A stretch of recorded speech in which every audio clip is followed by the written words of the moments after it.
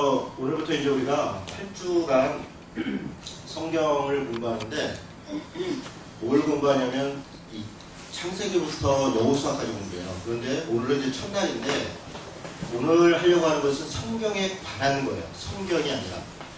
제가 이렇게 구분하는 이유가 있어요. 되게 이제 성경 공부를 하면 사람들이 성경을 공부하지 않고 성경에 관한 것만 공부하다 끝나요. 무슨 얘기냐면 창세기를 공부하면 그냥 창세기 읽어보면 되거든요. 그래서 창세기 그 내용이 뭔지, 출애굽기 내용이 뭔지 이렇게 공부하면 좋은데 배경 공부하다가 시간 다 보내는 경우가 많아요. 제가 아주 비근한 예로 갈라디아서를 지난번에도 낮에도 그런 얘기를 했나? 제가 갈라디아서라는 수업을 신학교 때 한번 들었는데 한 학기가 16주예요. 16주. 그것도 한 번 할 때마다 3시간씩 한다고. 그러니까 엄청난 그 시간에 공부를 하는 거예요. 근데 갈라디아서는 기껏해 6장밖에 안 되거든요. 6장. 그런데 이 16주, 뭐 중간에 뭐 공강 한번 있었다 하더라도 어쨌든 굉장히 많은 시간인데 16주 동안 하는 동안 거의 반은 뭘 했냐? 갈라디아서의 배경이 남갈라디아냐 북갈라디아냐 요거 가지고 거의 반을 했어요. 각종 신학자들의 그러니까 그 갈라디아서의 이 필자가 누구냐, 그러니까 저자가 누구냐, 그 역사, 그 시대적 배경이 뭐냐, 뭐 이런, 그리고 갈라디아서의 신학적 논쟁이 뭐냐 이런 거 가지고 그냥 거의 다 하는 거예요. 실제로 그렇게 한 학기 수업 끝나고 나면 갈라디아서 내용을 아냐? 잘 몰라요. 무슨 말인지, 무슨 내용이었는지 기억도 안 나. 뭐가 문제가 있죠. 그러니까 성경에 대해서 공부하는 게 아니라 성경에 관한 거 공부하다 끝나요. 로마서 같은 거는 16장밖에 안 되잖아요. 짧잖아요. 편지잖아요. 쭉 읽어보면 왜 편지 보냈고 누구한테 보냈고 핵심 내용이 뭔지 금방 알아요. 그런데 그걸 1000페이지 가까운 로마서 강의 이런 게 있어요. 그런 거 이렇게 막 읽고 나면 로마서가 무슨 내용이래? 글쎄 읽을수록 더 모르겠다 이렇게 됩니다. 그러니까 이게 문제가 있죠. 그러니까 성경에 관한 물론 역사적이고 문화적이고 어떤 그런 배경과 내용들을 아는 건 중요한데 그것이 성경 본문을 아는데 도움이 돼야 돼요. 성경 본문을 이해하는데 실제 도움이 돼야지 그 관한 것만 공부하다가 끝나는 경우가 많아요. 그래서 오늘 이제 첫 시간에는 제가 뭘 하려고 했냐면 성경을 이 창세기부터 본격적으로 들어가기 전에 성경에 관한 걸 오늘 하루 정리를 해줄 거예요. 이 정도면 충분해요. 요만큼만 알면 더 이상 뭐 이렇게 깊이 안 알아도 돼요. 근데 그 다음부터 뭘 알면 되냐면 창세기의 배경, 각 본에 저자가 누구고 배경이 뭐고 내용이 뭐고 이런 정도만 알면 되는 거예요. 각각 본별로. 그렇게 알면 돼요. 그리고 성경 전체에 관한 거는 오늘 제가 깔끔하게 정리해 드리겠습니다. 더 이상 고민하지 말고 무슨 책 봐야 되고 무슨 책 많이 보지 말고 그냥 오늘 얘기한 정도만 알면 돼요. 정말이에요. 들어보면 알아요. 자, 이게 뭘까요, 여러분? 이거. 이게 뭐냐면, 자, 이게 요 안에 뭐가 들어있죠? 이게 뭐가 들어있죠? 이게 두루마리예요, 두루마리.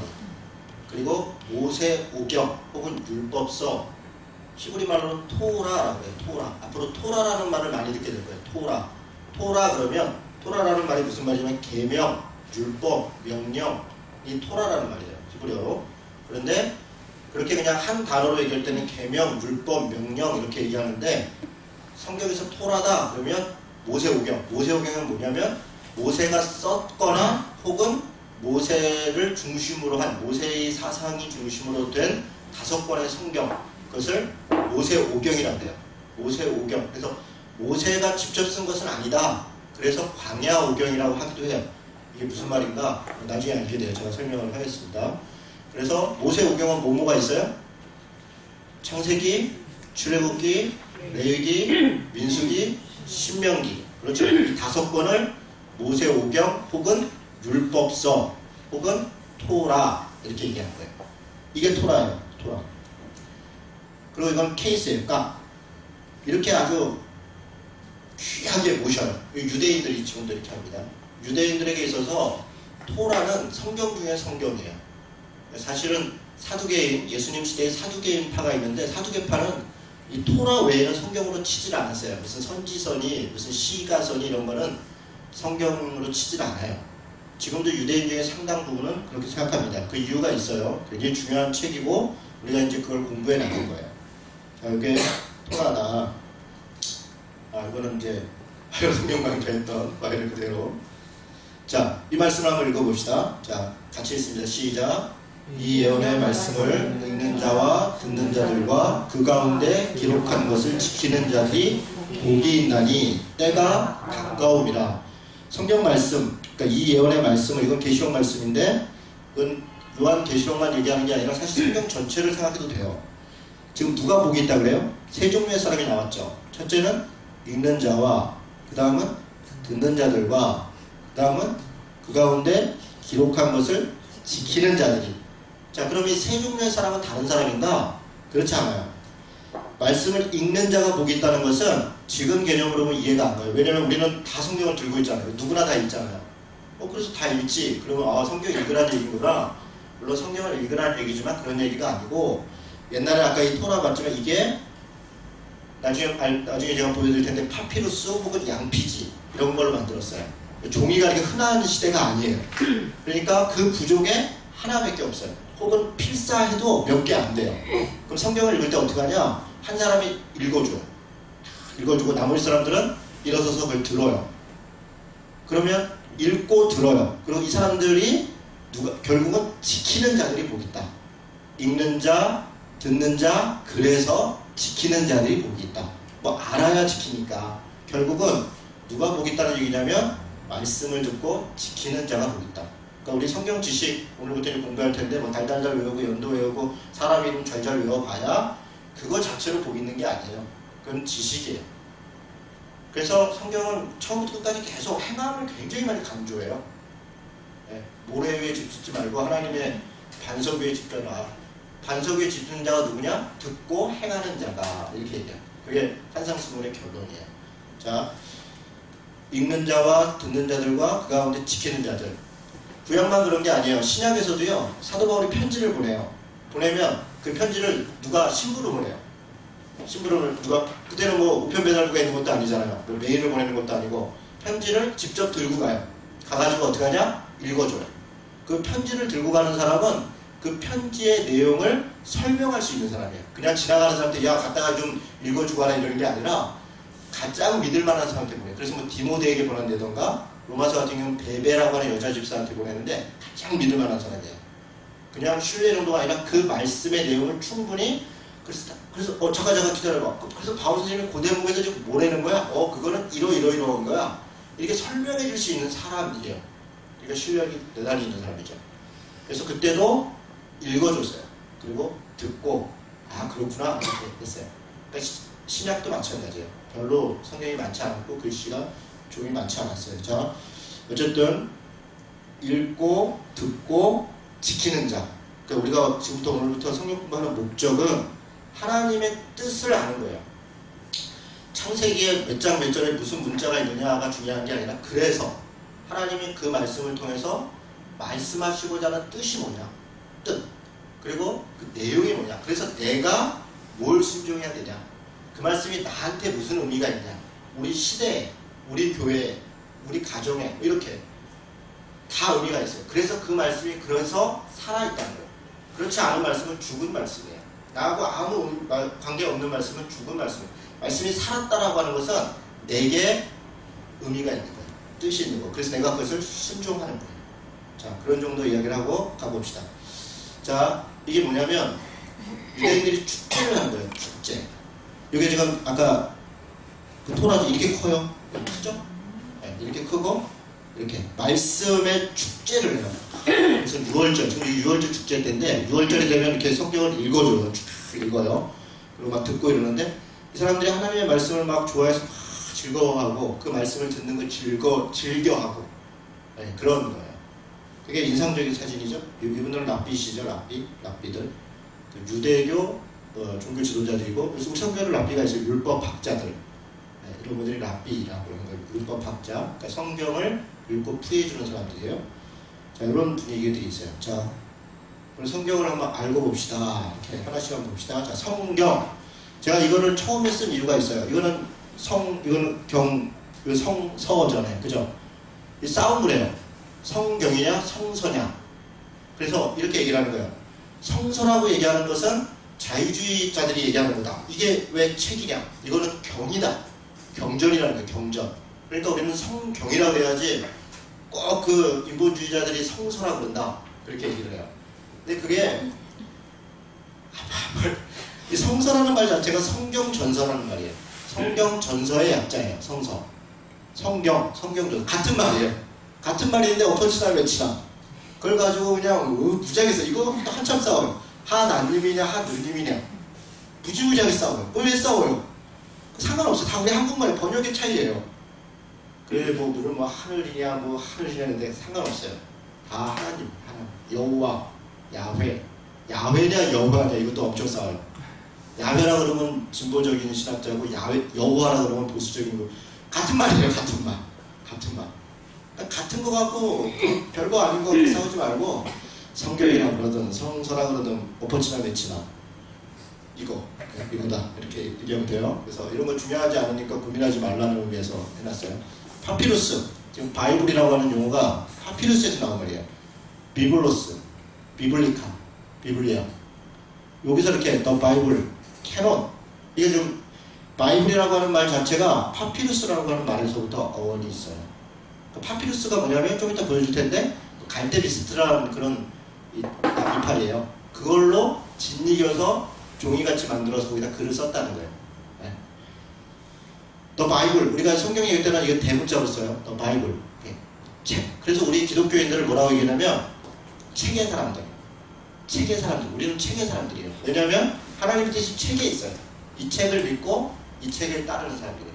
그러니까 성경 외의 것을 얘기하는 것은 사실은 막 아무것도 아니고 뭘 봤네, 뭘 썼네, 뭘 주웠네. 그거 다 그냥 아무것도 아니에요. 그거 뭘 그렇게 자꾸 보기는. 여기 다 있어요.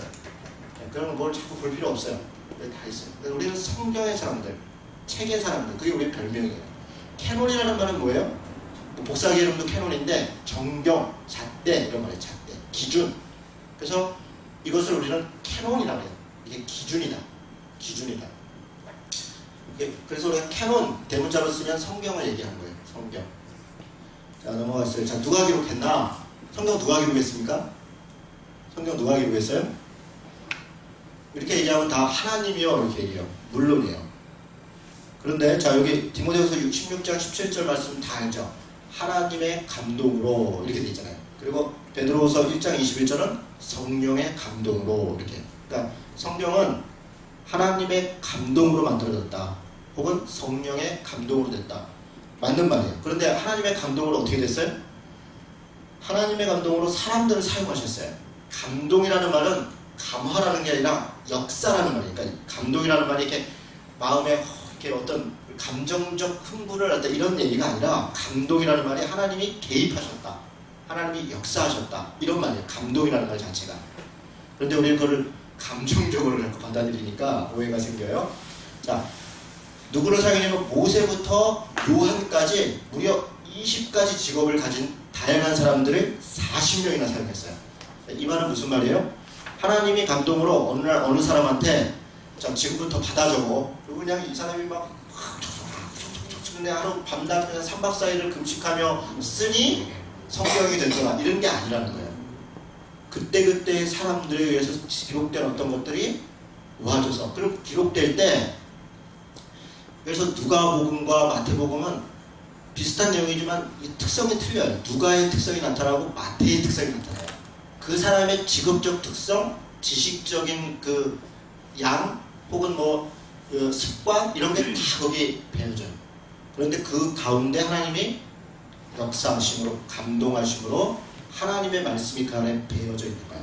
그게 감동한다는 거예요. 근데 감동은 쓸 때만 있는 게 아니에요. 예를 들어 보세요. 자, 이 성경은 원어가 아니죠. 원래 원어는 뭐예요? 히브리어이고 헬라어잖아요. 좀 이따 얘기하는데 원래 원서가 있을 거 아니에요. 처음에 쓴 사람이 있게 있을 거 아니에요. 그런데 우리 그거를 사본 누가 이렇게 베껴 썼을 거 아니에요. 종이가 없으니까 베껴 쓴 걸 또 베껴 쓰고 다른 나라에서 쓴 거를 역본이라 해서 번역했을 거 아니에요. 그러니까 지금 이거는 옛날에 처음에 했던 원서랑 지금 이거 차이는 그래서 사람들이 이게 원본이 아니니까 믿을 수가 없다. 틀린 것도 많고 뭐 어쩌고저쩌고 이렇게 얘기해요. 천만의 말씀이에요. 그렇게 사본, 그러니까 베껴 쓰고 번역하는 과정에도 성령의 감동이 개입해요. 그 가운데. 그래서 우리가 가지고 있는 이 성경만 읽어도 사실 하나님의 뜻과 마음을 충분히 이해할 수 있어요. 충분히. 그걸 우리가 믿기 때문에 이 성경을 읽는 거예요. 그걸 믿지 못하면 이걸 우리는 다시 구리하려고 원어 공부해야 돼요. 그리고 그렇게 공부해도 아냐, 몰라요. 왜냐? 원본이 없어요. 왜? 원본이 없는 건 은혜예요. 만약에 원본이 있어봐요. 그 원본이 하나님이에요. 사람들이 그걸 놓고 이렇게 섬긴다고요. 예수님 시대에 뭐 했다는 거 갖고 막 섬기고 그러잖아요.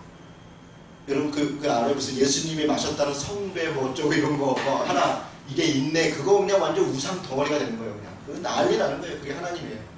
그런데 뭐 예수님이 입었던 거 같던 혹시 어떤 옷 하나가 이게 뭐 이런 거 사람들 구름같이 보이는데 성경 원본이 있다. 난리 나는 거죠. 그게 우상이죠. 그 내용은 관심이 없고 이게 우상이에요. 하나님을 형상화하는 거예요. 원본이라서 없어요.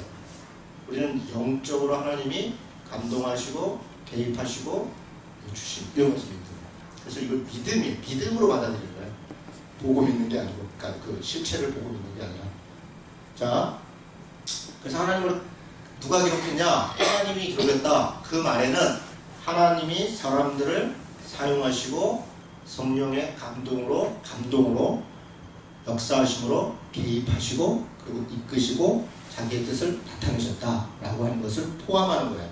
자, 성경 기록 기간이 있어요. 구약 성경은요, BC 1500년에서 BC 400년 사이. 뭐 적게 보면 제가 1500년은 사실 많이 본 건데요. 왜냐하면 지금 출애굽이 1446년이에요. 보수적으로는 1446년 이거 갖고도 사실 출애굽기 할 때요 엄청 써. 15세기설, 13세기설. 이거 아주 그냥 이거 한 학기 분량. 출애굽의 연도가 1446년이냐 혹은 1200 어쩌군 야 이거 가지고 그냥 막 온갖 역사적 문서가 다 들어오는데요. 제가 볼 때는 뭐 별로 상관없어요. 13세기나 15세기나 도찐 개찐이. 그러니까 어쨌든 길게 보면 1500년. 자, 이렇게 1100년 기간. 신약 성경은 AD 50년이에요. 제일 빨리 쓰여진 게. 여러분 이게 좀 특이한 거예요. AD 50년이라는 것은 예수님이 돌아가셨을 때가 AD 33년, 뭐 짧게 보면 29년, 그것도 뭐 싸움 많죠. 그냥 29년에서 35년 그 사이인 거예요. 그런데 예수님이 돌아가시고도 15년, 20년 가까이 지난 다음에 첫 성경이 쓰여진단 말이에요. 신약 성경이. 그 말은 무슨 얘기냐? 예수님 시대에는 신약 성경이 없는 거예요. 우리는 신약 성경에 있는 예를 들어 디모데전서의 성경은 감동으로 이러면서 막 그때 당시에 막 그러면서 막 사도행전이 막 이러면서 이렇게 다 구약이에요. 구약 성경. 예수님 시대에는 신약 성경이 없었어요. 이런 부분들을 우리가 이렇게 입체적으로 조금 이해하고 성경을 볼 필요가 있어요. 이런 기간이 걸렸다. 자, 이거 대단하죠. 근데 보세요. 1500년에서 이 AD 100년을 봅시다. 그러면 전체적으로 1600년이 걸렸다는 거잖아요. 셰익스피어가 한 유명한 말이 있어요. 이 1600년이 걸린 책이 이 앞에서부터 뒤에까지 대단히 정교해요. 물론 약간의 뭐 차이도 있고 약간씩 사이사이 모순도 있지만 셰익스피어가 뭐라 하냐면 만약에 어떤 사람이 이 성경을 썼다면 그 사람이 하나님이다. 자기가 글 쓰는 사람인데 자기가 이 책을 읽어보면 이런 오랜 기간에 이런 여러 사람이 썼는데 이렇게 일관성이 있고 이렇게 정교하게 쓰여질 수 이건 인간이 쓸 수가 없다 이렇게 결론을 내요. 사실 그래요. 성경을 읽어보면 1500년 전에 뭐 1500년까지도 필요 없어요. 1000년 전에 쓰여진 책 중에 성경처럼 이렇게 선명한 책이 없어요. 그러니까 누구라도 지금 읽으면 다 이해되는 정도로 그런 책이 없습니다. 뭐 바가바기타 뭐 무슨 그런 책은요 제가 한번 읽어보려고 못 읽어요. 무슨 말인지도 몰라요. 해놔도 몰라요. 무슨 말인지 해석해놔도. 근데 우리 성경은 해석 안 해놔도 읽어보면 다 알아요. 이게 대단한 책이에요. 성경에 대한 성경을 읽다 보면 놀라운 게요. 1000몇백 년에 쓰였는데도 지명, 인명이 정확하게 써 있어요. 누구 아들은 누구고 누구 아들은 누구고 어디서부터 어디까지고 어디 땅이 누구고 어느 나라가 있었고 그 옆에 나라가 뭐고 이걸 다 정확히 기록해요. 이런 책이 없어요. 역사 공부하는 사람들도 반드시 성경을 공부해야 해요. 반드시 공부해요. 이게 그 시대의 역사를 가장 정확히 기록한 책이에요. 놀라운 책이죠. 분량. 뭐 쉽죠 이거는. 여러분 성경이 몇 권입니까? 성경이 몇 권이에요? 네. 한 권. 그렇죠. 한 권이에요. 보면 두 권이죠. 구약, 신약. 구약 성경은 몇 권이에요? 39권. 신약 성경은 27권. 그래서 우리 어렸을 때 외우잖아요. 3, 9, 27. 다행이죠. 이렇게 딱 떨어지니까. 3, 9, 28이었어. 어떨 뻔했어. 28이었으면 또 따로따로 외워야 돼요. 3, 9, 27. 좀 친절한 책이에요. 이렇게 외우기도 좋고. 66권. 총 1745페이지. 여러분, 1745페이지가 두꺼워요? 얇아요? 두껍죠? 네, 두껍죠. 두껍다고 보면 두꺼워요. 그런데 여러분 보세요. 조정렬 씨의 대화소설 태백산맥 맞죠? 이게 몇 페이지나 될까요? 어마어마해요. 소설 하나도 막 몇천 페이지가 되는 거예요. 그런데 하나님께서 자기의 생각을 기록해냈는데 1745페이지만 읽으면 돼요. 뭐 이 권도 없어요. 뭐 성경 2 이렇게 하고 뭐 수소편도 없어요. 그냥 이걸로 딱 떨어져요. 저는 목사된 게 얼마나 다행인지. 요거 하나만 공부하면 돼요. 진짜 요거 딱 하나예요. 그 말을 못할도록 몇천 원 동안 똑같아요. 얼마나 다행이에요. 여러분 두껍지 않아요? 생각보다. 1745페이지가 이게 그 자간도 크고 그래갖고요. 실제로 읽어보면 맘먹고 읽으면 일주일에도 한 번 다 읽어요. 맘먹고. 물론 이제 세배서 속도 파일을 들으면서 누르르 쭉 읽어가는데 일주일이면 일주일도 안 걸리죠. 그렇게 읽으면. 그렇게 읽을 수 있어요. 그러니까 맘먹고 공부하면 사실은 성경이 그렇게 두껍거나 하지 않은데 우리가 성경에 대한 어떤 선입관이 있어요. 뭐냐면 성경은 사사로이 풀어서는 안 된다.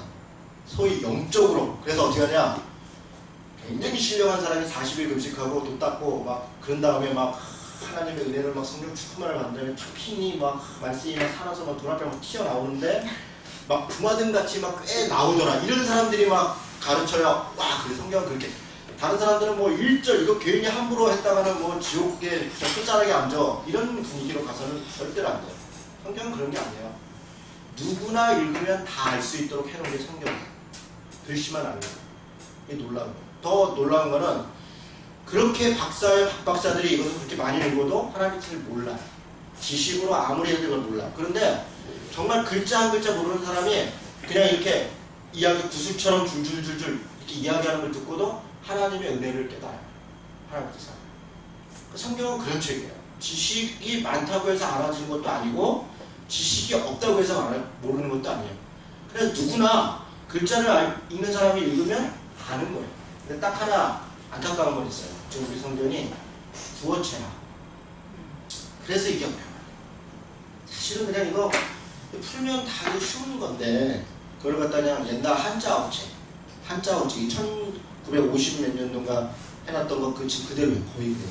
최근에 개혁개정으로 바꿔서 한 10,000단어 정도 바꿨는데 바꿔봐야 뭐 큰 차이 없게 바꿨어요. 조금 낫죠. 안타까워. 그냥 가감하게 현대어로 다 바꿔야 돼요.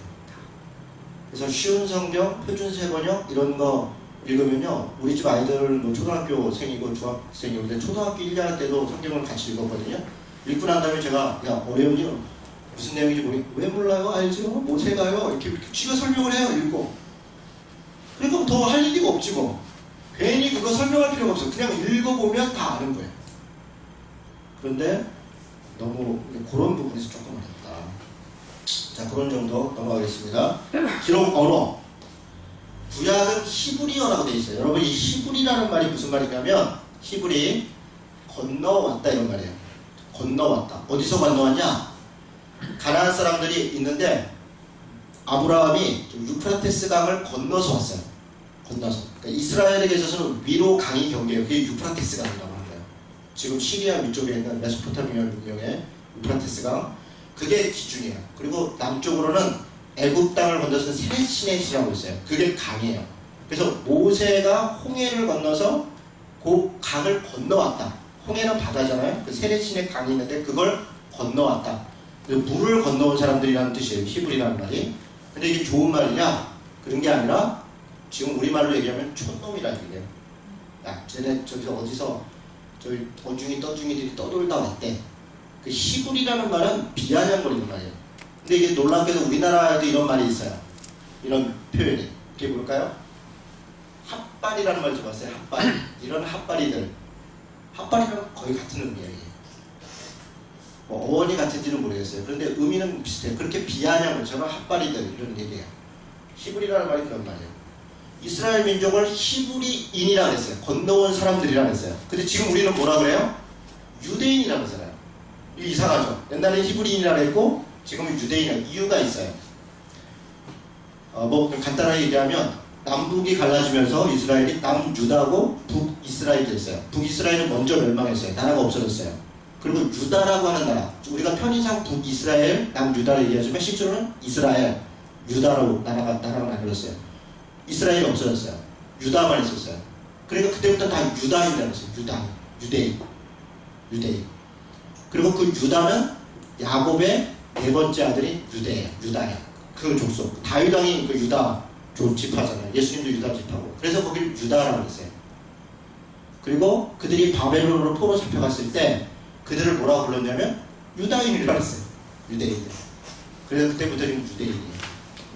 자, 히브리어로 돼 있어요. 그러니까 유대인들의 언어라는 거죠. 히브리어. 그런데 구약 성경은 또 아람어가 좀 있어요. 여기 신약도 마찬가지인데 아람어. 무슨 얘기냐면 아람어로 쓰여진 건 약간 후대에 쓰여져서 좀 집어넣은 거예요. 아람이 어디냐면 지금의 시리아 지역이에요. 여러분 머릿속에 시리아가 어디 있을까? 시리아가 어디 있어요? 이스라엘 위에요. 이스라엘 바로. 거기를 옛날에는 아람이라고 했어요. 아람. 그래서 성경 읽다 보면 아람족하고 엄청나게 싸워요. 왜요? 가까이 있으니까. 가까이 붙어 있으니까 맨날 아람족. 블레셋이라는 말도 사실은 팔레스타인이라는 말이에요. 블레셋은 우리나라만 블레셋이에요. 전 세계에서. 아무도 그렇게 안 불러요. 팔레스타인하고 늘 싸워. 왜? 붙어 있으니까. 그 해변가, 지중해 해변가에 있는 게 팔레스타인이거든요. 늘 붙어서 싸워. 그러니까 그렇게 배경이 있어요. 자, 그래서 구약은 히브리어, 아람어로 되어 있고 신약은 헬라어로 되어 있는데 헬라가 뭐예요? 그리스어예요. 근데 그리스어 그러면 왜 그리스어라고 얘기하냐면 그리스는 한 나라인데 옛날에 헬라와 지금의 그리스는 좀 달라요. 왜냐하면 헬라는 옛날에는 제국이었어요. 문화였어요. 너무 재밌는 게요. 예수님 시대에 로마의 속국이었다고요. 그런데 사람들의 언어는 헬라어로 썼단 말이에요. 나라는 로마인데 말은 로마어를 쓰는 게 아니라 헬라어를 썼다고요. 그 식민지들이. 왜냐하면 문화적으로는 헬라 문화를 그대로 수용하고 있었어요. 그래서 그냥 헬라어예요. 그래서 그리스어 안 그러고 헬라어 그러는 게 더 이렇게 느낌은 있는데 어쨌든 그리스어죠. 뭐 다른 건 아니에요. 지금 그 헬라어랑 지금 그리스어랑 같은 거예요. 그런데 여기 제가 코인의 헬라어라고 써놨어요. 요게 중요해요. 왜냐? 그리스어 헬라어에는 두 종류의 헬라어가 있어요. 하나는 아틱 헬라어라는 게 있어요. 아틱. 요런 포인트가 이제 유식한 포인트죠. 이런 게 하나씩 외워두면 이제 좀. 그 다음에 코인의 헬라어라는 게 있어요. 아틱 헬라어는 소위 지식인들이 쓰는 거예요. 귀족들이 쓰는. 마치 옛날에 우리 훈민정음 만들었을 때 그때는 한자를 쓰잖아요. 지식인들을. 이 언문이라고 하잖아요. 언문. 그래서 천시에서 안 쓰잖아요. 코인의 헬라어는 코인이라는 말이 평범한 보통의 이런 말이에요.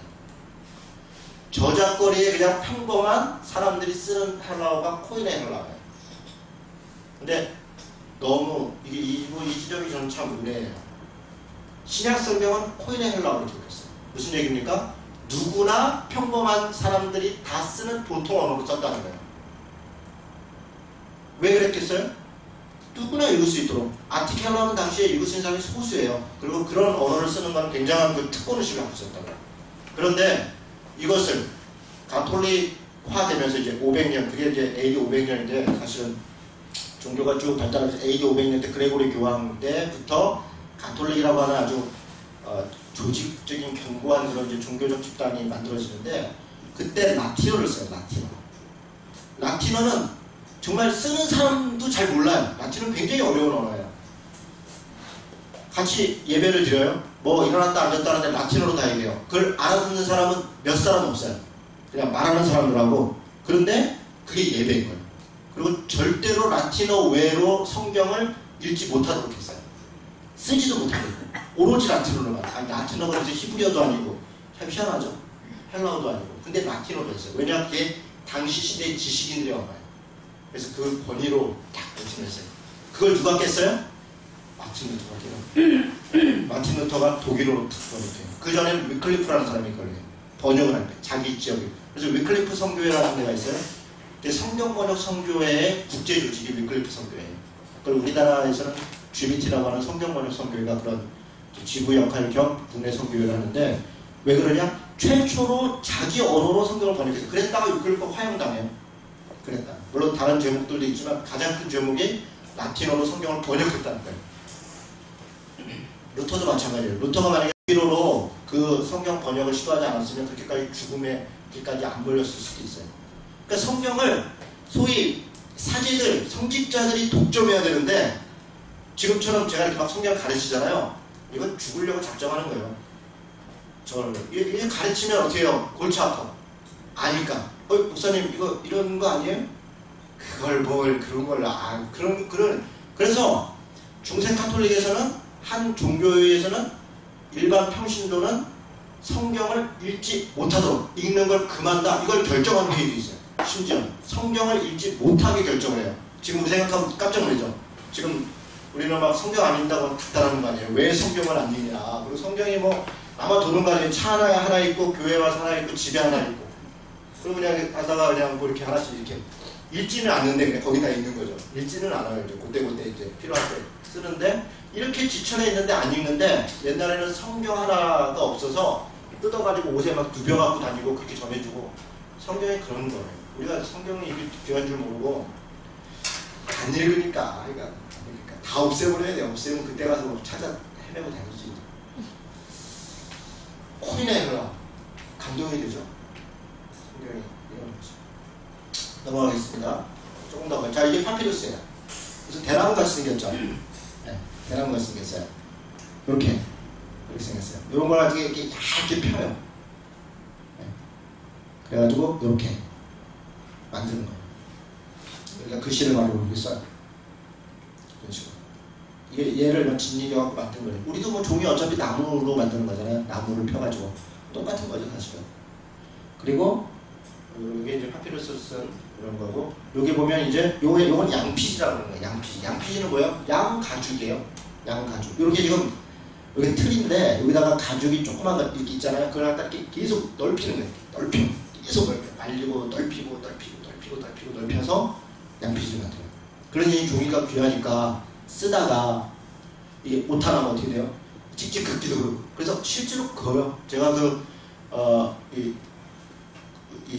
국립극장에서 국립대국 서울에 거기서 무슨 박람회를 했어요. 그게 이제 초창기 이렇게 그 성경에 대해서 그걸 이제 제가 그 BC 4세기에 동굴이 있는 거 거기서 발견된 무슨 동굴이에요? 제가 말 안 해도 되는데 괜히 말해가지고 소리를 거죠. 그거 보니까 원본을 보니까요. 옛날에 우리 뭐 하나님 소리 나오면은 뭐 손 씻고 했다 그럴 수도, 그래서 뭐 긋지도 않았다. 에이 거짓말이야. 가니까 다 그었더라고. 이렇게. 사람이 졸다가 실수도 아니고 긋고 또 옆에 쓰고 이렇게 했더라고요. 그러니까 그렇게 하다 보니까 조금씩 실수도 있고 해요. 네. 자 이렇게 생겼어요. 이렇게 두루마리 만들죠. 지금은 편한 거죠. 지금 정말 이 성경 때문에 인쇄술이 발달하잖아요. 왜냐? 이 두껍잖아요. 1745페이지 되는데, 이거를 한 권으로 아니면, 이거 지금 이게 두꺼워봐요. 이렇게 두꺼울 거 아니에요. 이거를 얇게, 종이를 얇게 앞뒤로 접잖아요. 요 얇은 종이에요. 기가 막힌 거예요, 이거. 이 성경 때문에 인쇄술이 발달, 실제로. 기텐베르크니 보니 다 그게 성경 필사 때문에 시작되는 거예요, 인쇄술이. 그러니까 그 성경은 그 자체만으로도 인류에게 엄청난 공헌을 해요. 성경 자체를 번역하기 위해서 언어가 발달하고, 언어를 번역하고, 문맹을 깨치고 다 성경에서 시작됩니다. 그거는 뭐 역사가들이 다 증명하는 거죠. 자, 조금 더 가봅시다. 성경에 주제가 있어요. 약간 졸리려고 그러죠? 잠깐 쉬었다 가죠. 오늘 9시 반까지 갈 거예요. 쿰난. 아, 예, 그리고 쿰난. 네, 쿰난. 우리가 무슨 작업을 하고 있냐면, 성경에 관한 얘기들을 지금 하고 있어요. 성경의 기본적인 배경들을. 자, 성경의 주제가 뭐냐? 그리고 구약, 그리고 신약 있잖아요. 이게 무슨 약 이름 같잖아요. 옛날 약속이란 얘기예요. 옛날 언약. 약속을 좀 폼나는 말로 언약 그러는 거예요. 언약이 뭐 대단한 게 아니에요. 우리는 뭐 언약 그러면 굉장히 좋은 거고, 약속 그러면 좀 후진 거고. 언약이라는 말이 약속이라는 말이야. 영어로 보면 같은 단어인데. 한편으로 보니까. 그러니까 이런 식으로 언약 이러니까 이게 어렵게 느껴집니다. 그냥 옛 약속 이런 쉬운데 그죠? 자, 신약 새로운 약속. 그런데 옛 약속 내용이 뭐냐? 신의 산에서 약속을 했어요. 그러니까 약속은 누가 했다는 거예요? 하나님과 인간이 했다는 거예요. 옛날에 하나님과 인간이 약속을 했어요. 어디서? 신의 산에서. 신의 산 혹은 호렙산 같은 말이에요. 같은 말. 그리고 새로운 약속을 했는데 어디서 했냐? 갈보리산에서 했어요. 갈보리산에서 무슨 일이 있었어요? 갈보리산이 십자가 사건이에요. 십자가 사건. 그러니까 십자가가 하나님과 인간이 약속을 맺는 사건이에요. 신의 산에서는 모세를 통해서 십계명 및 기타 율법을 받는 사건이에요. 그리고 새하늘과 새 땅, 이거는 이제 앞으로 마지막으로 가야 될 언약에 대한 거예요. 뭐냐면 이 새하늘과 새 땅을 다른 말로 해서 천국 혹은 뭐 영원한 하나님 나라 그렇게 얘기할 수 있어요. 그래서 성경은 신의 산에서 갈보리산에서 새하늘과 새 땅으로 이렇게 얘기해요. 에덴 동산에서 에덴 동산, 신의 산, 갈보리산, 새하늘과 새 땅. 그래서 산에서 산으로 왔다 갔다 해요. 뭐 중간에 예루살렘 산도 한번 있고요. 그래서 다 산으로 얘기해요. 그걸 산신학이라고 해요. 제가 괜히 이런 말 한 게 아니라 실제로 동산신학, 산신학 그런 신학이 있어요. 산으로 푸는 성경에서 이런 게 있어요. 네, 그리고 각종 산 다 뒤져보면 이게 또 절묘하게 잘 이어져요. 신학자들은 그런 거에 아주 천재예요. 그런 거 정리해내시면 돼요. 언약으로 보는 거. 구약, 언약신학, 구속사신학, 땅신학, 산신학 이렇게 있어요. 자, 신의 산 언약은 내용이 뭐냐? 레위기 및 십계명이에요. 제가 여기 잘 보세요. 제가 십계명만 얘기한 게 아니라 레위기를 얘기했어요. 레위기. 레위기는 온통 율법이에요. 율법. 나중에 레위기서 공부할 때 알게 될 텐데 레위기 및 십계명이 하나님의 백성이 어떻게 거룩하게 사는가에 대한 계명들이 있어요. 구체적인 내용들이. 그래서 하나님을 어떻게 만나는 법, 이웃과 어떻게 사는가, 국가와 사회를 어떻게 살아가는가, 개인을 어떻게 경건하고 거룩하고 성결하게 살아가는가, 이게 구체적으로 적어 있어요. 그렇게 구체적으로 적혀 있는 이 율법서가 그 시대에는 없어요. 우리 함무라비 법전이 좀 비슷한 시대인데 기껏해 10개 조항이에요. 함무라비 법전 8개가 이렇게. 그런데 레위기 조항들이요 굉장히 방대하고 정교해요. 이 자체로도 대단히 훌륭한 법률인데 지금 시대 법률로 기준을 생각하면 안 되고요. 그때 당시에 거기에 이제 정신들이 지금도 모든 법률 정신이 다 이 성경의 정신의 근거예요. 실제로. 예를 들면 기본법 같은 거, 무슨 평등권, 뭐 기본권이라는 건 예를 들어 뭐 집회의 자유, 결사의 자유, 양심의 자유, 또 뭐 이런 생존의 권리 이런 것들은 다 기본권이라고 하거든요. 그런 기본권은 성경에 나오는 권리예요. 성경에서 다 근거를 갖고 있어요. 근데 집회 시위, 결사의 자유가 사실 성경에 있는 기본적인 양심권에 근거를 갖고 있는데 기독교인들이 집회 시위, 결사를 절대 하면 안 되는데 이렇게 나오는 사람들은 아무 생각 없는 거예요. 진짜 아무 생각 없는 거예요. 그러면서 자기한테 조금만 손해만 미치면 막 악을 쓰고 댕기죠. 자기한테 손해 끼치는 거는 감수하고 다른 거에 공공적으로 손해 미치는 거는 좀 싸우고 그랬는데 그런 거는 그냥 절대 하면 안 돼. 자기한테 손해 끼치면 뭐 그냥 조금도 안 참는 사람들이 그런 얘기 하다 보면 또 새기는 그 정도. 자, 하나님의 사랑과 이 레위기 십계명을 통통 털면 사실은 뭐냐면 구약 성경에 있는 율법을 탈탈탈 털면 레위기예요. 그게. 그리고 레위기를 탈탈탈 털면 십계명이에요. 십계명이 확대가 레위기예요. 십계명을 탈탈 털어서 2개로 줄이면 하나님 사랑, 이웃 사랑이에요. 다 이렇게 정리가 딱 돼요. 그래서 이것은 제가 그냥 마태복음을 써놨지만 실제로는 레위기 19장 18절이에요. 레위기에 이미 있는 말씀이에요. 내 이웃을 내 몸같이 사랑하라. 이건 레위기 19장 18절에 이미 있는 말씀이에요. 여기다 하나님 사랑 신명기 5장 5절을 해놨는데 원래는 레위기 앞에 다 하나님을 만나는 게 다 하나님 사랑에 대한 거예요. 자, 또 얘기할 일이 있을 거예요. 지금 성경의 주제를 얘기하고 있어요. 옛 언약, 새 언약으로 이렇게 주제를 볼 수 있고 신의 산 언약으로 볼 수 있고 예수 그리스도가 주제다 이렇게 볼 수 있어요. 그럼 예수 그리스도를 주제로 볼 때는 뭐냐? 이 구약의 주제는 초림하실 예수님. 그러니까 예수가 오신다, 메시아가 오신다는 것에 대한 약속이라는 거예요. 혹은 예언, 구약의 내용이. 물론 재림에 대한 얘기도 있어요. 구약에도. 그런데 초림에 초점이 맞춰져 있죠. 그리고 신약 성경은 뭐예요? 초림하신 예수님, 재림하실 예수님에 대한 얘기가. 그래서 성경의 주제는 예수 그리스도다 이렇게 얘기해도 무방해요. 무방한데 예수님으로, 이걸 소위 이제 기독론적 성경 해석 이렇게 얘기를 하거든요. 이걸 기독론적 혹은 조금 더 유식한 말로 얘기하면 구속사전. 그래서 그냥 구약성경, 이 신앙이 많은 사람들은 구약성경 보낼 필요가 없어요. 그냥 다 십자가. 오로지 다 이건 구원의 예표고 뭐의 예표고 예수 그리스도. 그런데 거기에 함정이 있어요. 예수님만이 아니라 사실 삼위일체 하나님이에요. 하나님, 예수님, 성령님이 구약에도 있고 신약에도 있고 다 있는데 너무 예수, 구원, 십자가에만 해서 자기는 좀 이렇게 피해가는 거예요. 사실 예수 그리스도. 무슨 말인지 알아듣는 분도 있고 저 뭔 소리인가 하는 분들이 있을 텐데요. 구속사적 성경 해석으로만 하는 게, 물론 제가 그걸 부정하는 게 아니에요.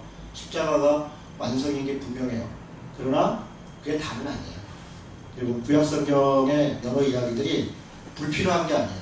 지금도 여전히 우리에게 필요하고 배워야 될 것들이 있어요. 이제 공부 같이 해보시면 알아요. 무슨 말인지. 자, 정경화라는 게 있어요. 이게 무슨 사람 이름 같잖아요. 정씨 집안의 경화 같죠. 정경화라고 실제로 유명한 사람, 지금 찰로스틴가요? 뭐 바이올리니스트인가? 정경, 아까 제가 정경 영어로 뭐라 그랬어요? 캐논. 정경이라는 건 뭐냐면 성경을 정경으로 본다는 거야. 그러면 정경이 아니면 뭐가 있어요? 외경 혹은 위경. 외경도 있고 위경도 있어요. 제가 설명을 할 거예요. 정경이 외경도 있고 위경도 있다는 거는 지금 우리 정경으로 돼 있는 이 66권 외에도 성경 비스름한 그 책들이 여러 개 있었다는 거예요. 그 중에 왜 얘네들만 성경이냐? 얘네들만 왜 정경으로 했느냐? 그걸 정경화라고 해요. 구약 성경 39권은 AD 90년에 결정이 돼요. 얌니아 종교에 의해서. 여러분 이거 되게 중요한 얘기예요. AD 90년에 얌니아 종교에서 결정됐다는 것은 예수님 시대에 이미 39권 외에도 여러 개의 구약의 뭐 선지서들 종류들이 많았다는 거예요. 그리고 그런 것들을 참고했다. 그래서 실제 구약에 보면 예를 들면 야셀의 책, 뭐 들어보셨어요? 무슨 전쟁에 관한 무슨 책, 누구 뭐 예후가 기록한 무슨 책, 우리 그런 거 없잖아요. 예후가 기록한 거 없잖아요. 그리고 신약 성경에도 이 에녹서 이런 걸 인용을 해요. 유다서에서. 그거 우리 없잖아요. 여기 에녹서가. 그런 게 있었다. 그때 그리고 신약 백성들은 그런 것들도 참고하고 봤다는 거예요. 그런데 여러 가지 중에서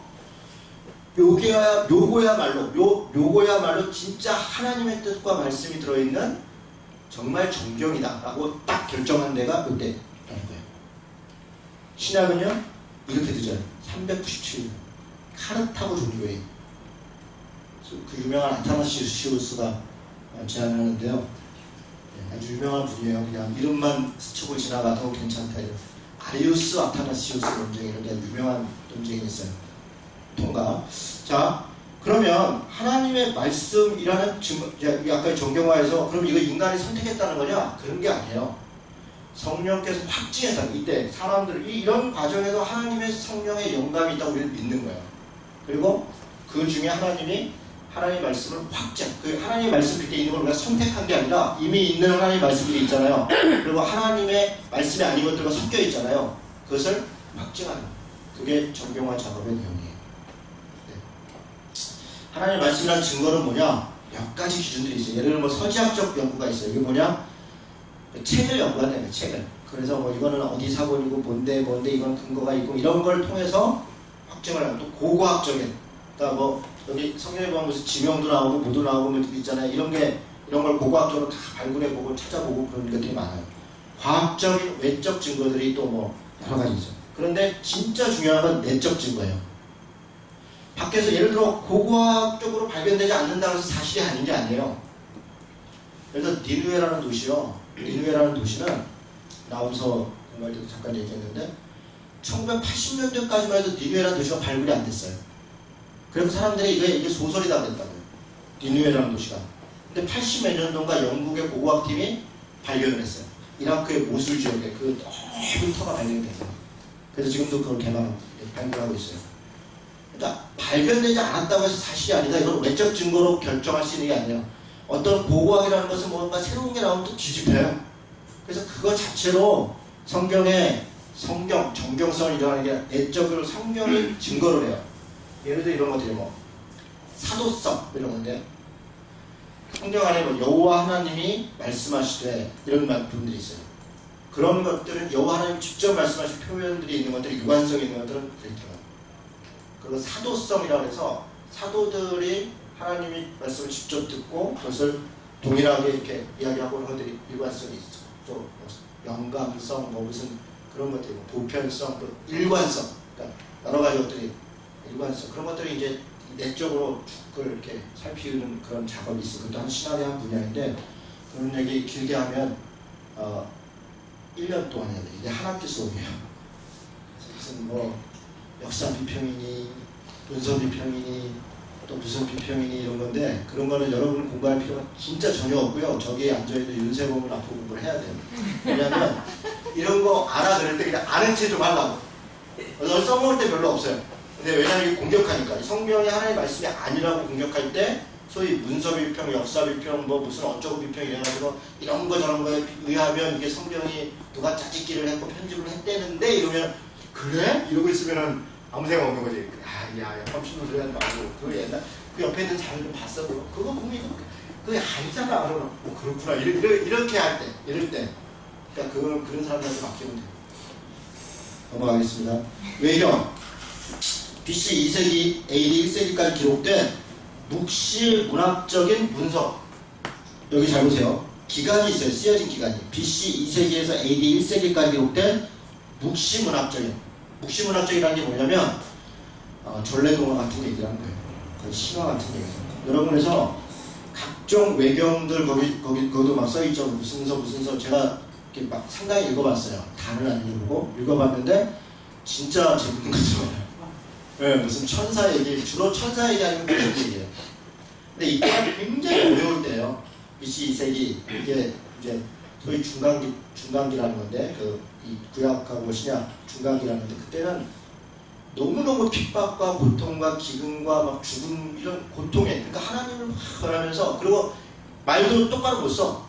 그냥 쓰면 잡혀가고 죽는 시대예요. 로마의 압제를 받고 있고, 페르시아에서 헬라로 넘어갔다 헬라에서 로마로 넘어간, 자기 나라도 없고, 그러니까 로마의 무슨 황제에 대해서 조금 얘기하면 국가 원수 모독죄로 잡혀가는 거예요. 그러니까 비유로 얘기하는 거예요. 비유.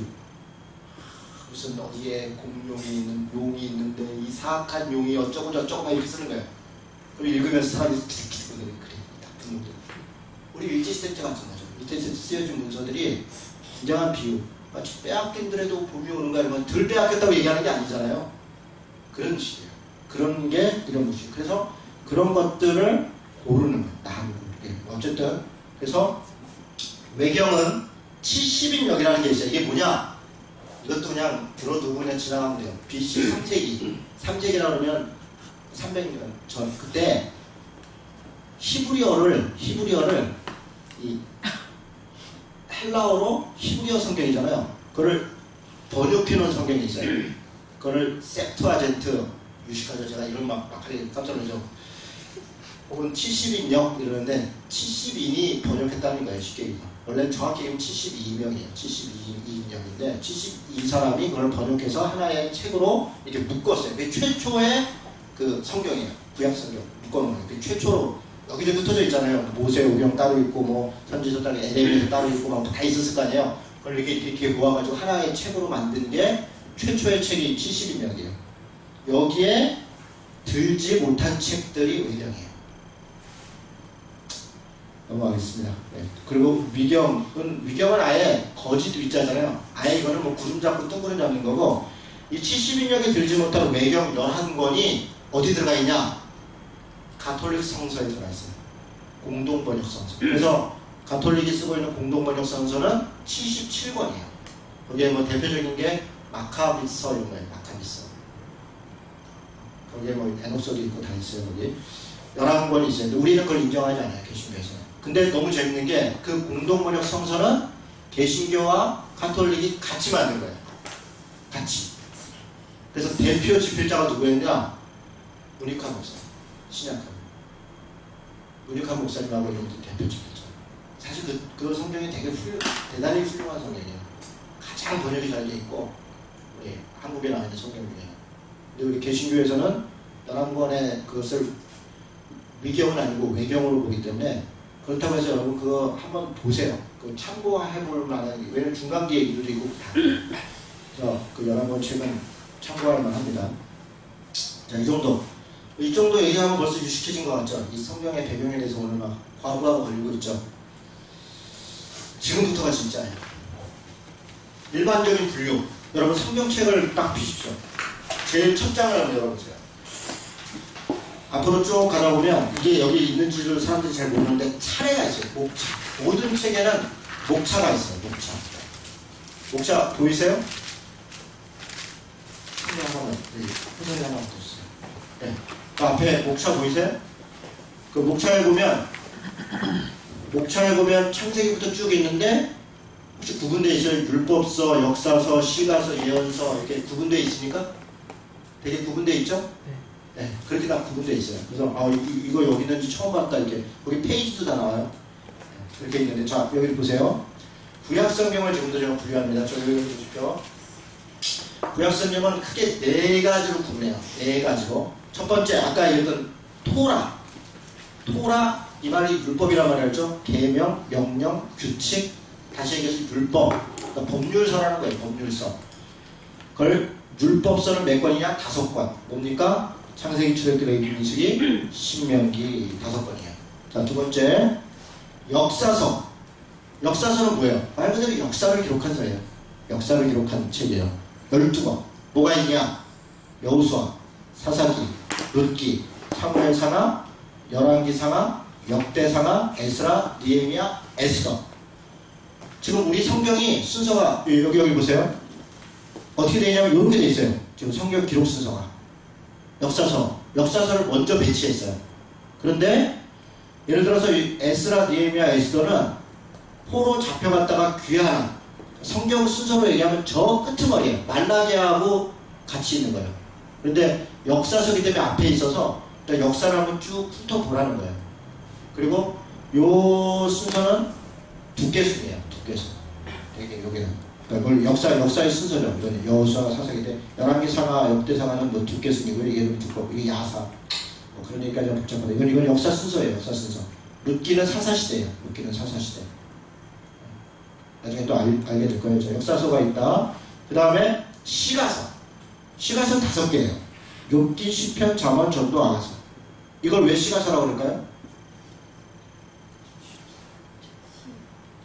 시적 언어로 되어 있어요. 80%에서. 여러분 성경이 전체는 다 거의 구약성경은 거의 70%, 70%가 다 시적 언어예요. 얘네들은 거의 80, 90% 이상이고 신약성경은 대개는 서신서고 역사서 뭐 한두 개 있고 이런 거지. 예언서 하나 있고. 예언서도 거의 다 시예요. 예언서도 거의 다 시. 그래서 어려워요. 왜 어려우냐? 시적 언어가 어려워요. 산문은 쉽잖아요. 좀. 그러니까 역사서가 그래서 쉬운 거예요. 예를 들어 보세요. 진달래. 이거를 영어로 번역을 해요. 아고기가 엮여 가실 때 사뿐히 지려밟고 가시옵소서. 우리는 사뿐히 지려밟고 그러면 가슴에 딱 왔어요. 사뿐히 지려밟고 막 밟아도 안 되고 애절한 마음으로 이렇게 지려밟고 가는 거잖아요. 이걸 영어로 어떻게 번역해요? 이걸 영어로 번역해내면 이게 노벨 문학상감이 되는 것이야. 뭐 별거 있어요? 근데 이게 안 되는 거예요. 번역이. 그러니까 우리는 번역본을 우리 정서, 그 사람들의 정서가 아니라 우리 정서를 몰라니까 이게 어려운 거예요. 그래서 좀 어려운 게 있어요. 그래서 성경을 읽을 때는 그 시대 사람들의 당시 문화적, 역사적 배경과 정서를 이해하면서 읽으려는 노력이 필요해요. 그러니까 구약 성경을 읽을 때 그런 노력을 하지 않으면 신약의 관점에서 그냥 십자가이라고 그냥 뚝뚝 이렇게 해버리면 진짜 성경은 너무너무 재미없게 보는 거예요. 그 사람들의 그 애절함이 있다니까요. 거기. 욥기도 시가 거의 80, 90%예요. 욥기. 시편, 잠언, 전도하다. 전도서는 뭐 시라기, 잠언과 전도서는 시라기보다는 격언인데 시적 표현으로 그냥 또 시가서로 넣더라고요. 예언서 혹은 선지서 같은 말이에요. 선지서라는 건 뭐냐? 선지자들이 썼거나 혹은 선지자가 말하는 것에 대한 내용 이런 거예요. 근데 왜 예언이라고 그러냐? 여러분 예언에 대한 또 오해가 있어요. 물론 미래에 대한 예라고 생각해요. 사실 예자는 맡을 예자예요. 맡을 예자에 말씀 언자예요. 그래서 말씀을 맡은 자, 하나님이 말씀하신 걸 전하는 거예요. 무슨 누구 뭐 차 집사님 앞으로 뭐 딱 보니까 이렇게 뭐 사업 잘 되시겠는데요? 제가 기도해 보니까 연발이 쫙 오는데요. 이런 거는 무당들이 하는 거예요. 여러분 목사가 그런 얘기하면 진짜 믿지 마세요. 그거는 정말 무당이 하는 거예요. 그건 기독교 목사는 그런 거 하는 게 아니에요. 우리는 말씀을 가르치고 말씀에 얘기를 하는 거지. 뭐 꿈을 꿨더니 당신이 뭐 애가 둘을 낳는다더라 뭐 있다고 얘기를 뭐 그걸 참나 진짜 도통해. 우리 목사님 역시 신령하면 안 돼요. 예, 진짜 여러분 정말 답답한 거예요. 예언서는 그런 게 아니에요. 예언서 이제 앞으로 공부 우리 차집사님들 같이 해보면 그런 얘기 있어요? 없어요. 다 하나님 말씀에 돌아와라. 안 그러면 이런저런 심판이 있고 재앙이 있다. 빨리 회개하고 돌아와. 이거 다예요. 뭐 무슨 예언하고 뭐 앞날 그런 거 별로 없어요. 물론 그때 필요할 때 뭐 누가 뭐 곧 죽을 거다 뭐 이런 얘기들은 잠깐 있어요. 그런 경우에 그것도 하나님 그때 아니에요. 선지자가 자기 죽을 것도 몰라요. 자기 죽는 것도 잘 모르고 죽는 사람 선지자들도 있다니까요. 그러니까 알려준 것만 아는 거예요. 그러니까 진짜 그런 얘기 또 한번 세월 가니까. 자, 예언서가 두 종류가 있어요. 대예언서가 있고 소예언서가 있어요. 대예언서가 5권이고 소예언서가 12권이에요. 기준이 뭘까요? 두께예요. 간단해요. 두꺼운 건 대예언서, 얇은 건 소예언서예요. 내용은 뭐 비슷비슷해요. 다 이렇게 요약하면 돼요. 이사야, 에레미야, 에스겔, 다니엘. 소예언서. 이 소예언서는 이거는 사실 12권이 나눠져 있는 게 아니고요. 하나의 두루마리예요. 소선지서라고 그러는데 이거를 소선지서는 이게 하나의 두루마리로 되어 있어요. 하나의 두루마리. 자, 이런 정도. 자, 하나, 둘, 셋, 넷 이렇게 구분되는 거 알겠죠? 총 39권이에요. 이렇게. 호선이 알겠죠? 지금 성경이 구약이 어떻게 구성되어 있는지. 자, 그러면 또 넘어가 보겠습니다. 그 다음에 신약성경. 신약성경은 더 간단해요.